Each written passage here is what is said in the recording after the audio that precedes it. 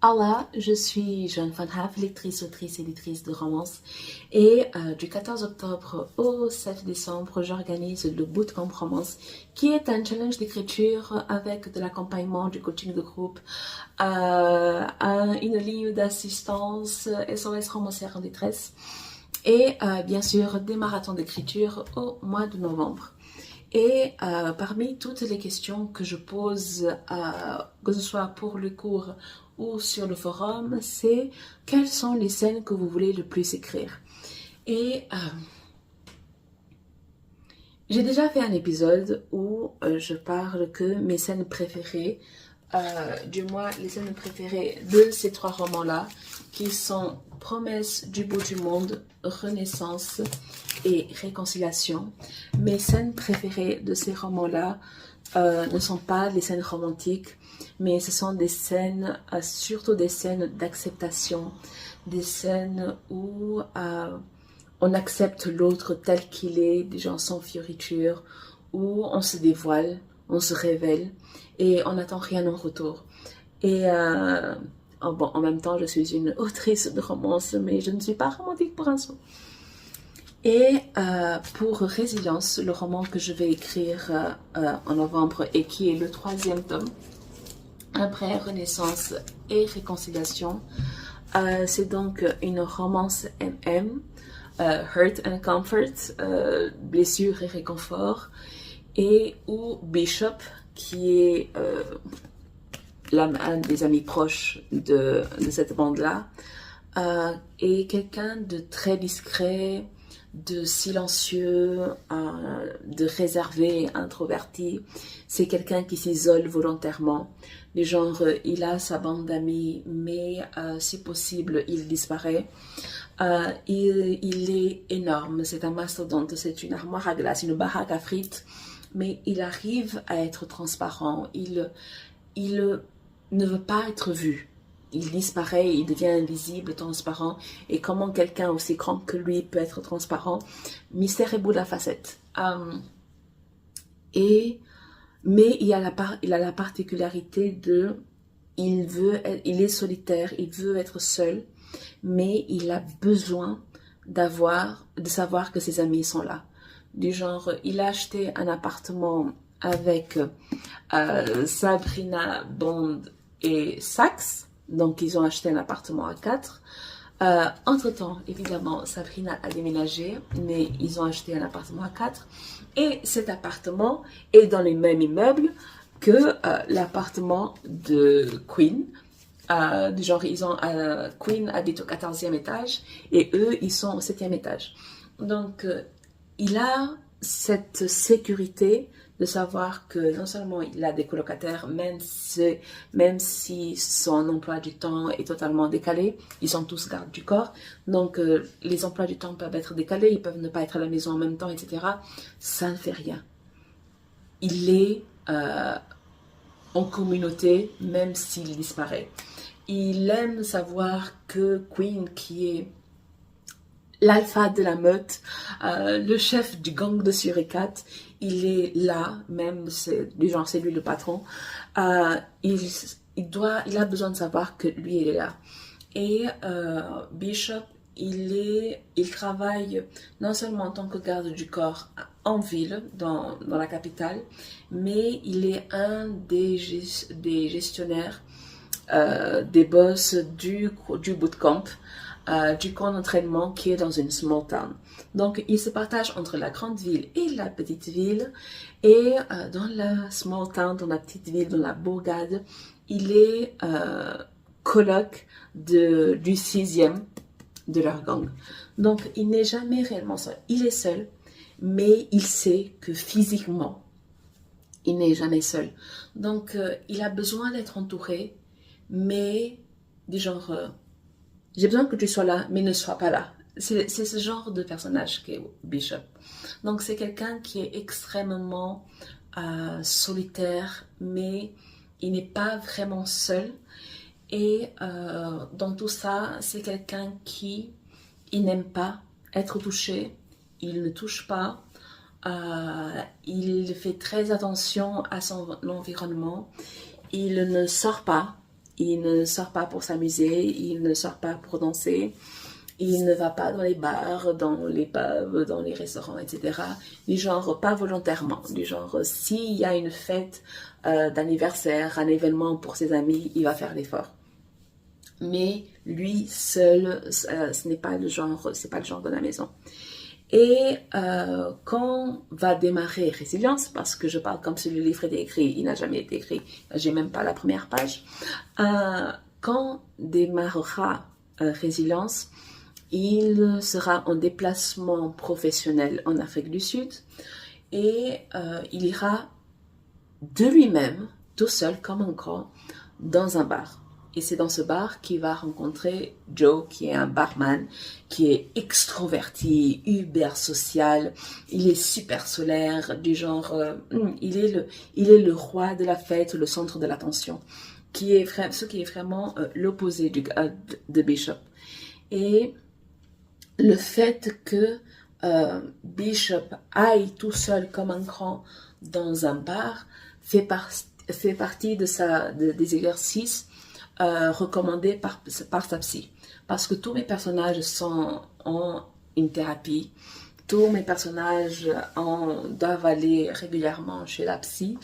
Parce que je suis convaincue que ce n'est pas de la responsabilité de la personne qu'on aime de supporter tous les traumatismes, les blocages, les silences, les blessures émotionnelles, psychologiques, etc.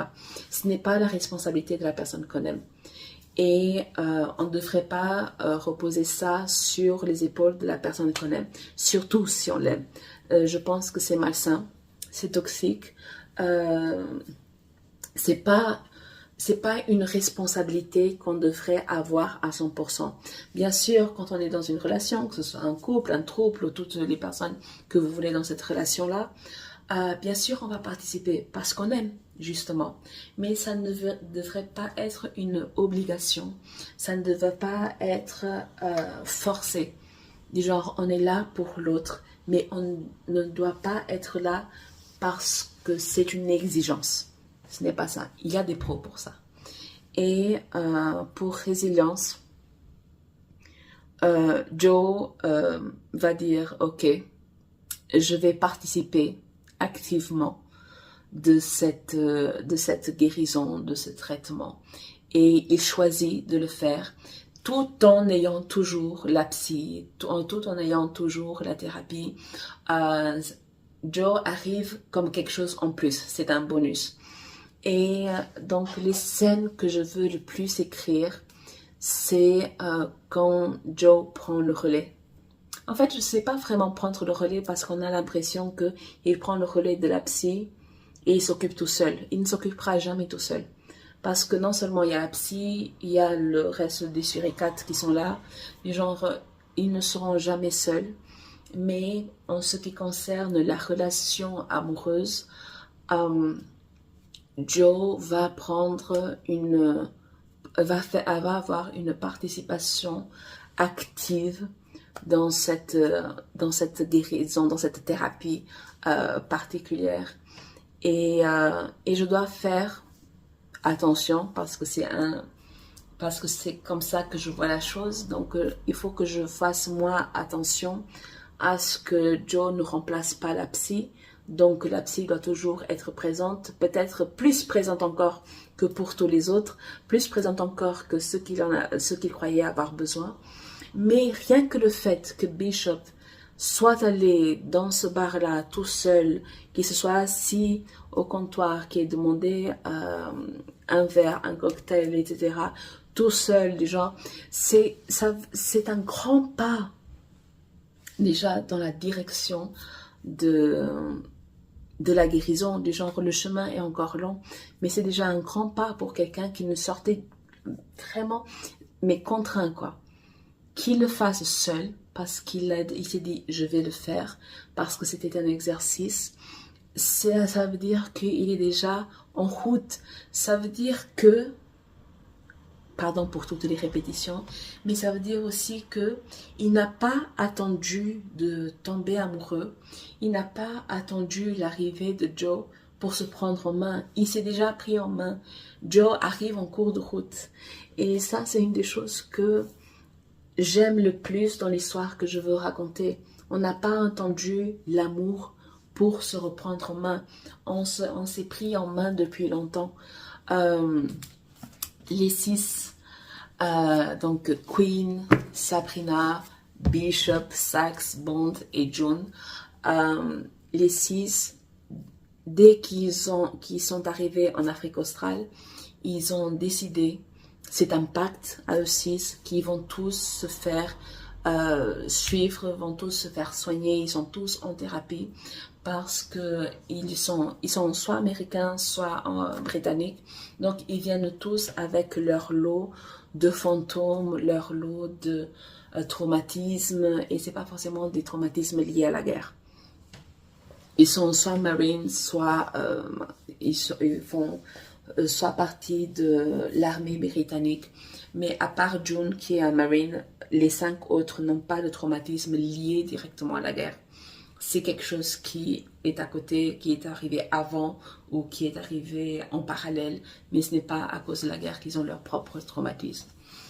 Et ça, c'est quelque chose que je voulais vraiment, du genre, parce que c'est automatique, on dit ouais c'est un vétéran de guerre, donc forcément le traumatisme c'est ça. Ben non, parfois le traumatisme c'est un deuil qu'on n'a pas fait, parfois le traumatisme c'est quelque chose qu'on a vécu avant de s'engager dans l'armée, parfois le traumatisme c'est une relation amoureuse qui n'a pas fonctionné. Donc j'avais envie de dépasser le classique mon héros est un vétéran de guerre, donc forcément, il va être traumatisé par la guerre. On peut être traumatisé par la guerre, je ne dis pas le contraire, mais on peut être traumatisé pour autre chose que juste la guerre, et pas parce qu'on est vétéran de guerre que c'est automatique. Du genre, il peut y avoir pire, encore, on ne sait pas, mais il peut y avoir pire émotionnellement que la participation à la guerre. Et je sais que dire comme ça, il y a des gens qui vont dire non mais elle est dingue. Ben, pas forcément les gens. Non seulement je suis née dans un pays en guerre, mais ce sont les conséquences de la guerre qui ont pu avoir plus d'impact dans la population globale que la guerre elle-même. À moins d'être par exemple blessé, genre je parle de l'Angola, à moins d'être directement blessé par la guerre, mutilé, blessé, touché, etc. Ou d'avoir été sous le feu des bazookas, par exemple, les conséquences de la guerre peuvent avoir plus d'impact que d'entendre des coups de fil. Des coups de feu. Ce n'est pas automatique. Évidemment, ce n'est pas une généralité. C'est juste une possibilité. C'est juste une réalité, une réalité parmi tant de réalités. Donc, quand on parle de romance militaire ou de romance avec des personnages qui ont participé à la guerre, la réalité est quasiment toujours la même. Et donc, c'est surtout ça que je veux. C'est surtout de ça que je veux m'éloigner. Ça ne me sonne pas français, donc vous corrigez-vous chez vous, mais ça ne me sonne pas très français à mon oreille. Mais voilà, genre, il y a plusieurs réalités dans les traumatismes de vétérans de guerre et pas uniquement de la guerre, même si pour les gens qui ne se connaissent pas forcément, ça a l'air plutôt évident. Du genre, il y a des millions et des millions de réalités dans une seule réalité. Donc, et j'ai envie d'explorer 6 réalités des vétérans. Donc, des 6 de mes personnages, des 6, il n'y en a qu'un qui est vraiment traumatisé par la guerre en tant que vétéran.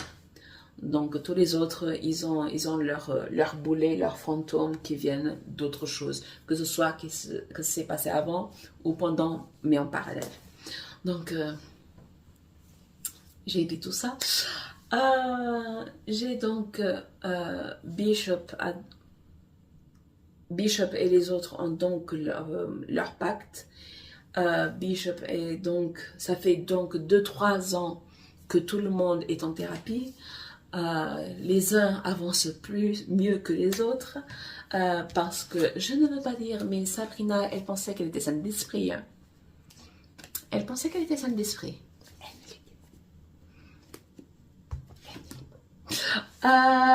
C'était un choc de l'apprendre. Donc, j'aime que Bishop est déjà en cours de guérison.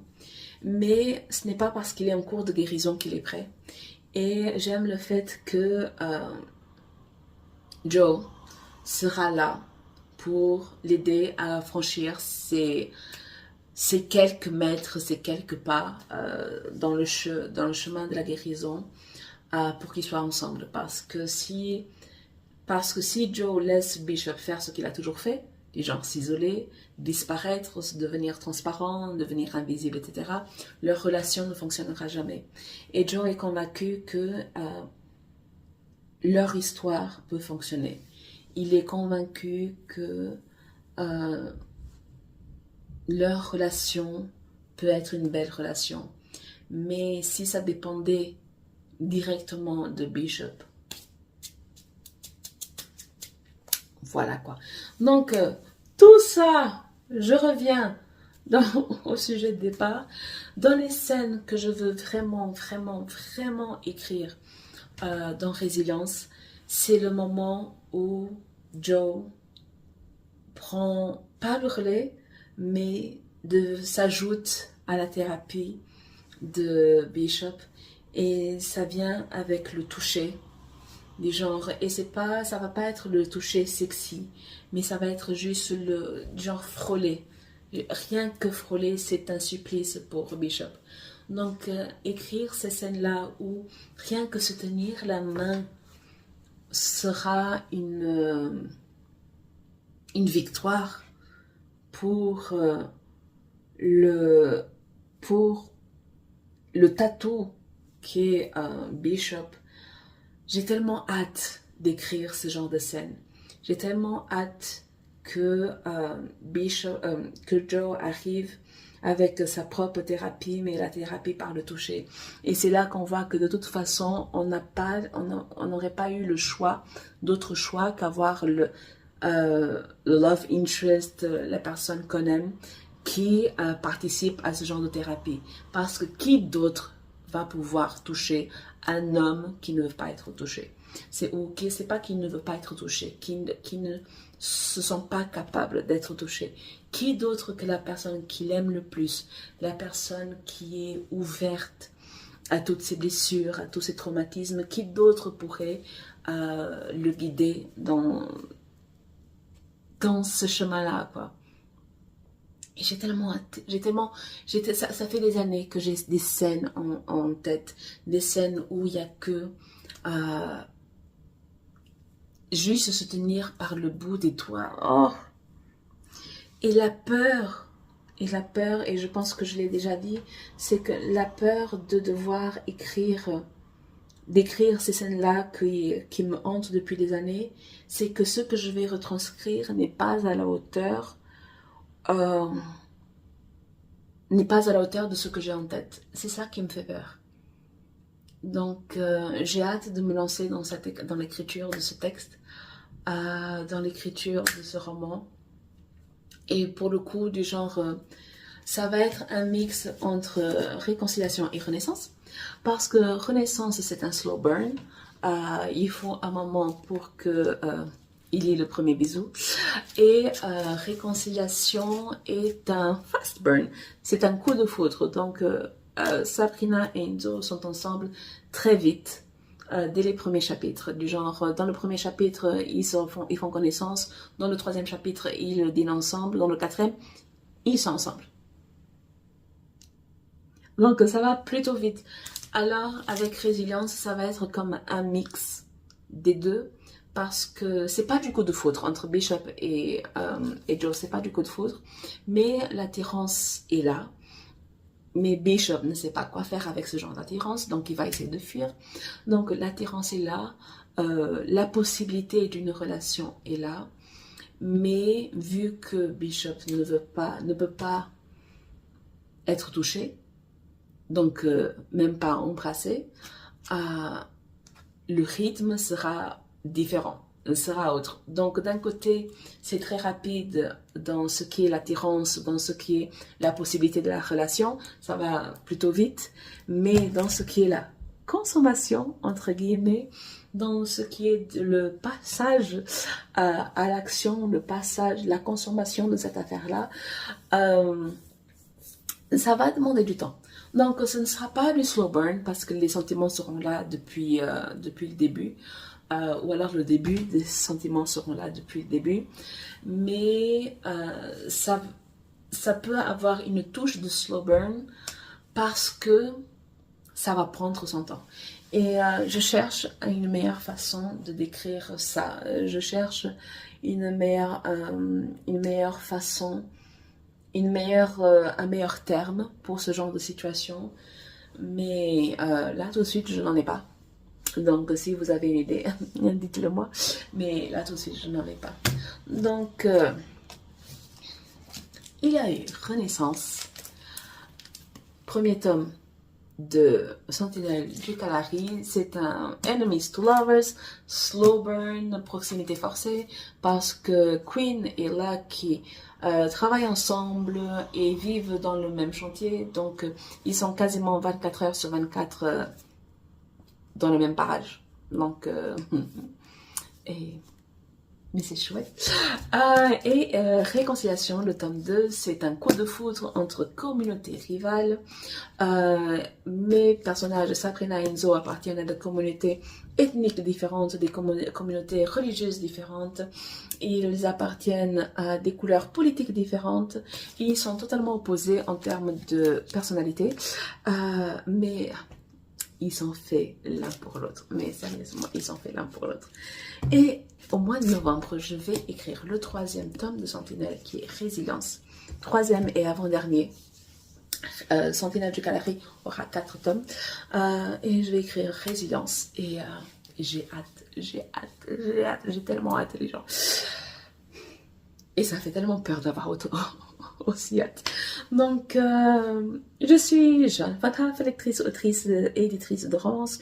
Du 14 octobre au 7 décembre, je vais proposer des journaux de bord réguliers à propos du bootcamp romance, comment je gère cette affaire en tant qu'organisatrice et comment je vais gérer cette affaire en tant que romancière, parce que Résilience va être un de mes bébés, ça c'est sûr, net, clair, net et précis.